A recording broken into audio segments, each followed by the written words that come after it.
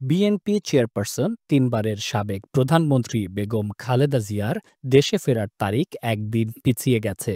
পূর্ব ঘোষণা অনুযায়ী আজ সোমবার তার ঢাকা ফেরার কথা থাকলেও হালনাগাদ তথ্য অনুযায়ী তিনি মঙ্গলবার অর্থাৎ একদিন পর আগামীকাল দেশে ফিরছেন।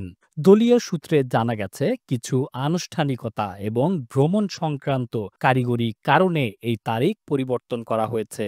তবে বিএনপির নেতাকর্মীদের মধ্যে এই পরিবর্তনে কোনো নেতিবাচক প্রভাব পড়েনি। বরং দীর্ঘ প্রতীক্ষার পর প্রিয় নেত্রীকে কাছে পাওয়ার ক্ষণ গণনা করছেন তারা। বেগম খালেদা জিয়া দীর্ঘদিন ধরে চিকিৎসার জন্য দেশের বাইরে অবস্থান করছেন।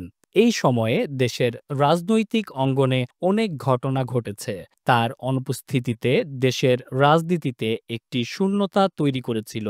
সেই শূন্যতা পূরণে এবার তিনি ফিরছেন নিজ ভূমি, নিজ রাজনীতির মঞ্চে। বিএনপির পক্ষ থেকে জানা গেছে, বেগম জিয়ার আগমন উপলক্ষে নেতাকর্মীরা বিমানবন্দর থেকে গুলশানের বাসভবন পর্যন্ত তাকে স্বাগতম জানানোর পরিকল্পনা করছেন। ইতিমধ্যেই দেশের বিভিন্ন প্রান্ত থেকে নেতাকর্মীরা ঢাকায় আসতে শুরু করেছেন। পোস্টার, ব্যানার ও মিছিলের প্রস্তুতি চলছে।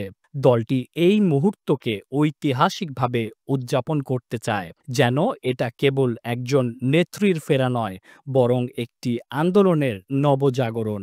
পাশাপাশি আইনশৃঙ্খলা বাহিনীও তাদের প্রস্তুতি জোরদার করেছে, যাতে খালেদা জিয়ার আগমন ঘিরে রাজধানীতে কোনো ধরনের বিশৃঙ্খলা না ঘটে।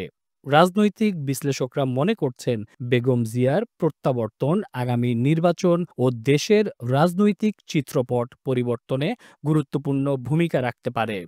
বিশেষ করে বিএনপির নেতৃত্ব, কৌশল ও কর্মপন্থায় নতুন মাত্রা যোগ করতে পারে তার প্রত্যক্ষ অংশগ্রহণ। রাজনীতি শুধু নেতৃত্ব নয়, এটি মানুষের আশা, আকাঙ্ক্ষা ও গণতান্ত্রিক চেতনার প্রতিফলন। আর সেই রাজনীতির মঞ্চে খালেদা জিয়ার ফেরা একটি নতুন অধ্যায়ের সূচনা হতে পারে।